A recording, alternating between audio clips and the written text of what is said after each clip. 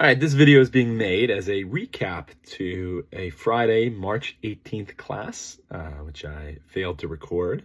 And so this is going to be a substitute for that class recording. So I just want to get to kind of, some of the key points of that discussion and of that lecture.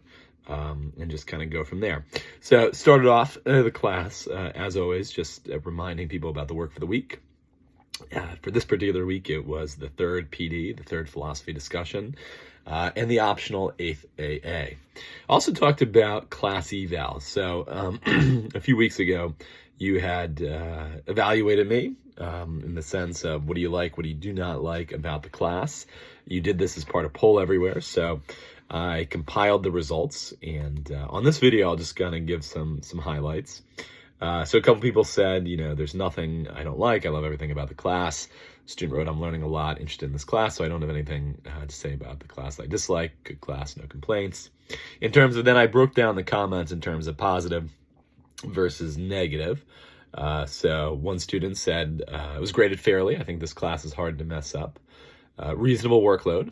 A student wrote, I think that the assignments are going relatively well, just in terms of how much flexibility we have for options. One thing that is going well is the workload. I feel it is not too much. Two students talked about the discussion boards as being positive. Interested to participate in class and online. I enjoy the discussion boards because it gives me an opportunity to interact with my classmates and different viewpoints.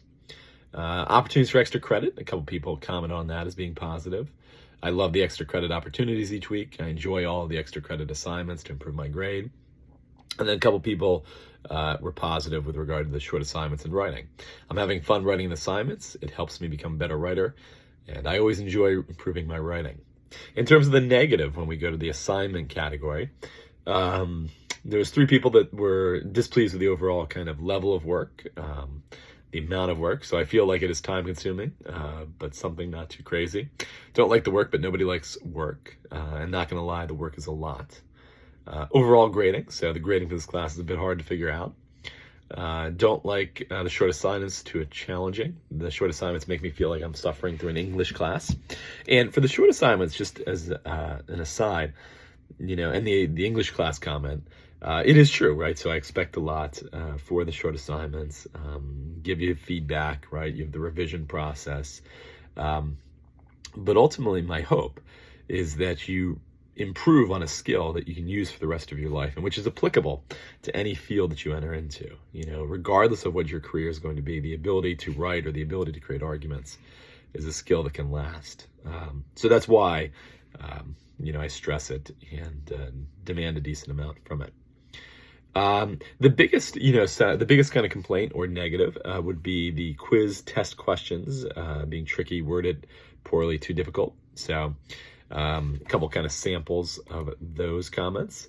Tests can be worded in a confusing and complex context. Often feels like the questions are tricky ones.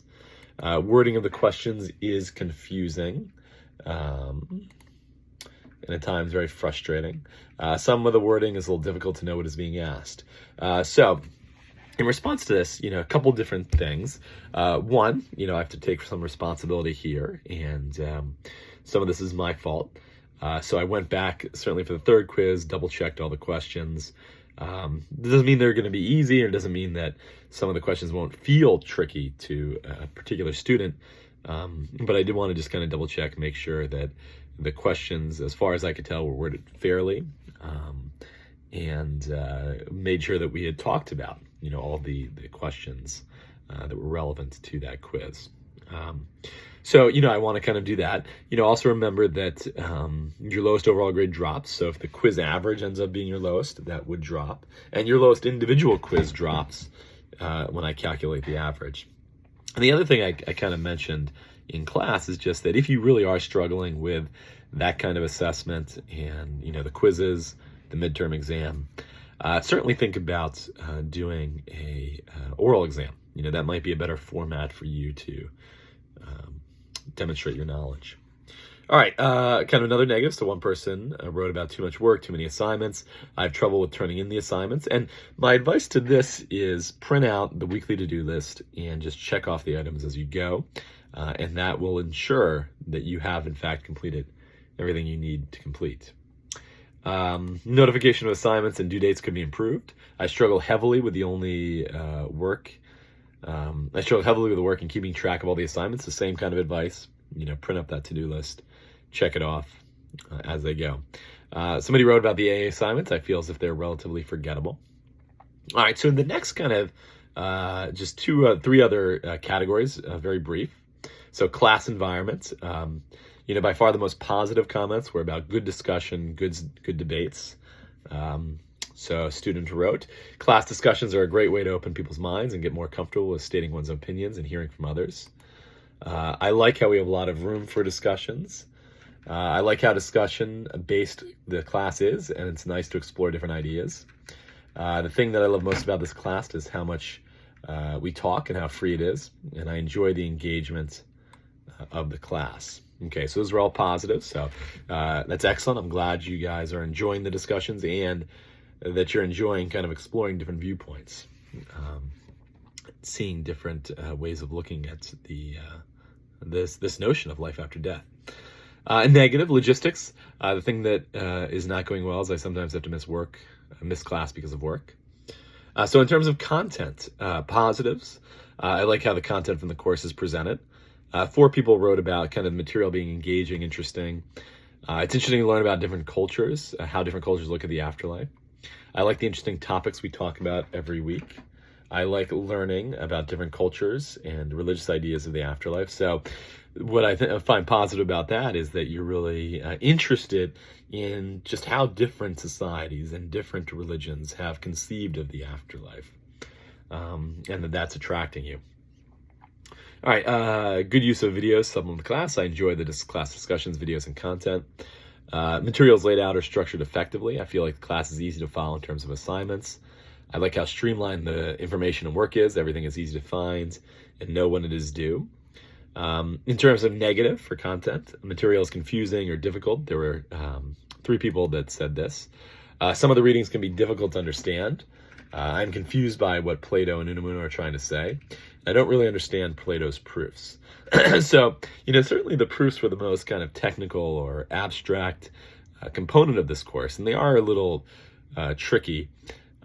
So that makes sense that there's some students struggling with that. But my advice, that I give in class is always, come to me in office hours if you want extra help. Feel free to raise your hand and ask in class. But again, if you're not comfortable with that, definitely come to me in office hours and we can work through some of this stuff.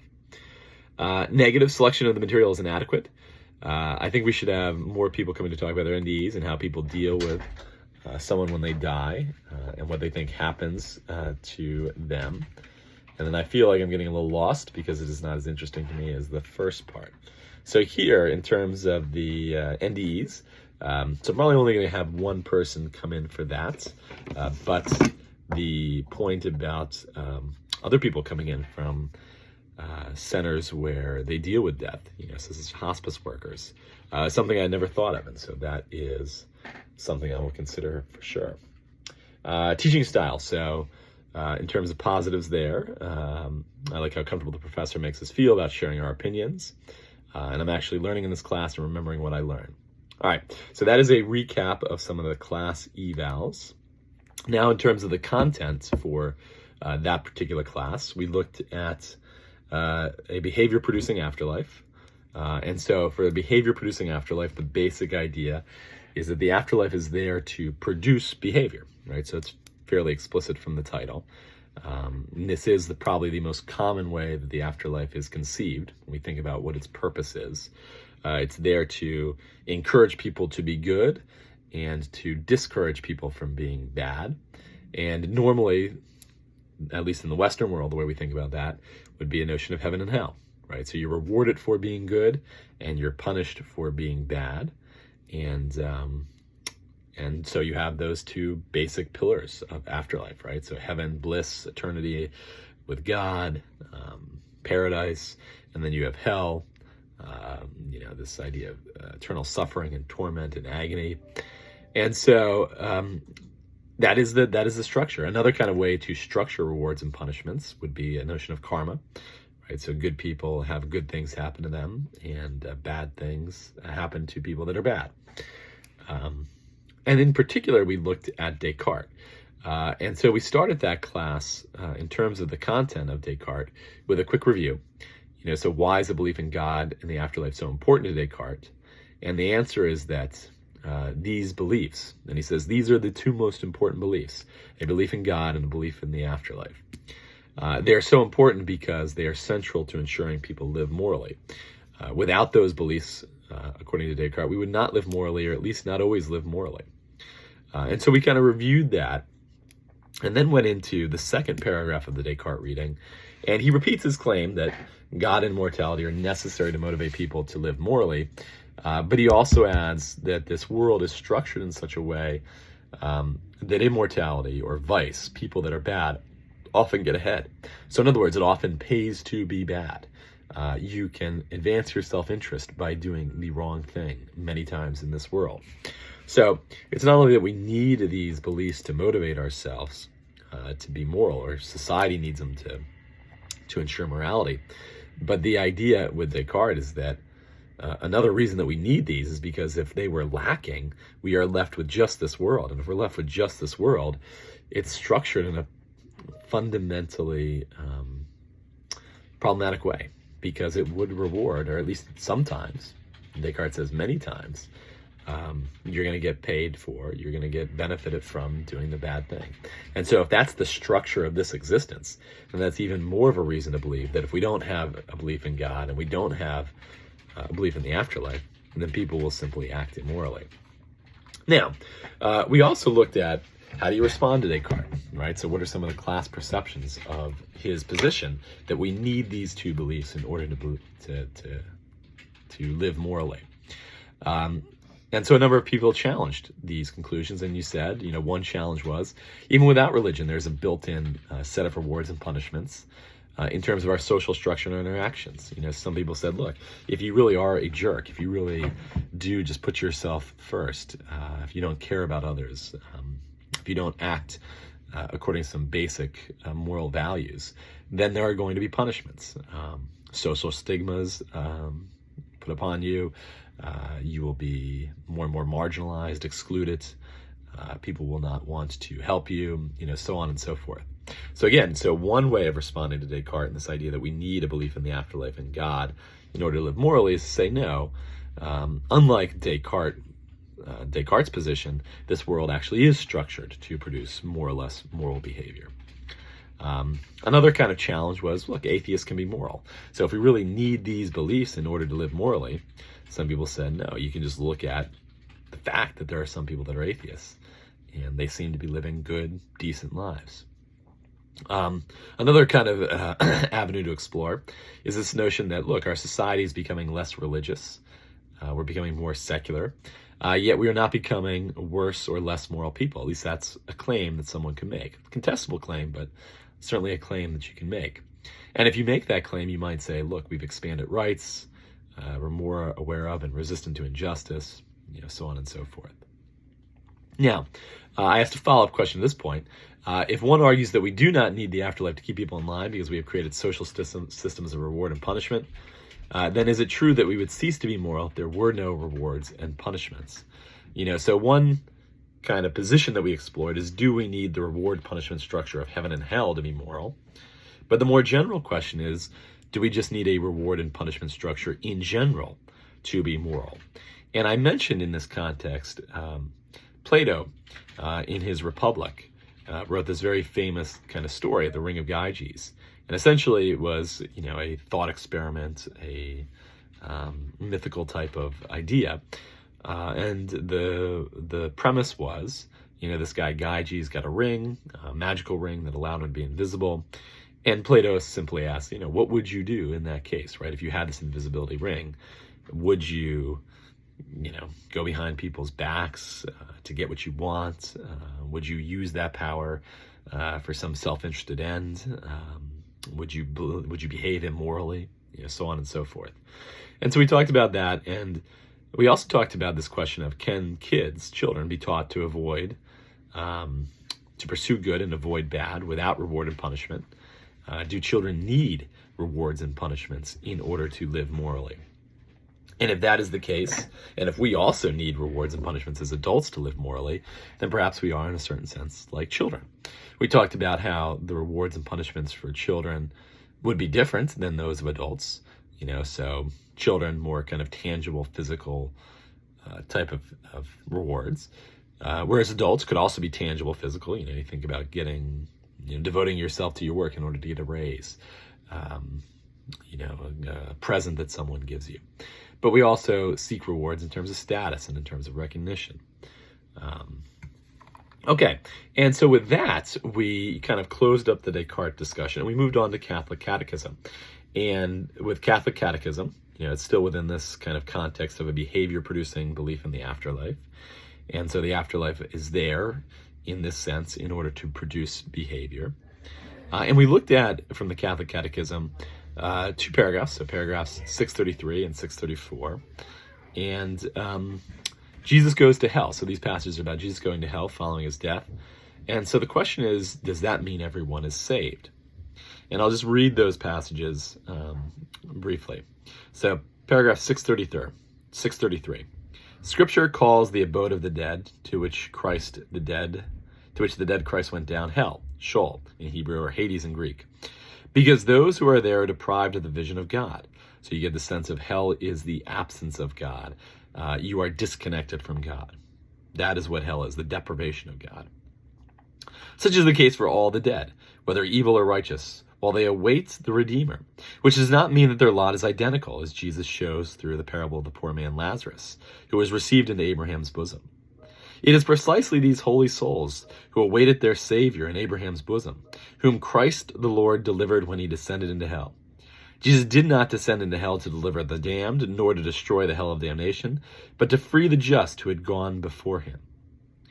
Paragraph 634. The gospel was preached even to the dead. The descent into hell brings the gospel message of salvation to complete fulfillment. This is the last phase of Jesus' messianic mission, a phase which is condensed in time but vast in its real significance. The spread of Christ's redemptive work to all men of all times and all places, for all who are saved, have been made sharers in the redemption. So a couple of kind of important points about that.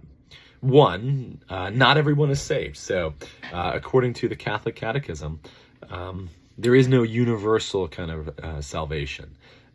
And so not everyone is going to heaven, which is a position for, some would adopt.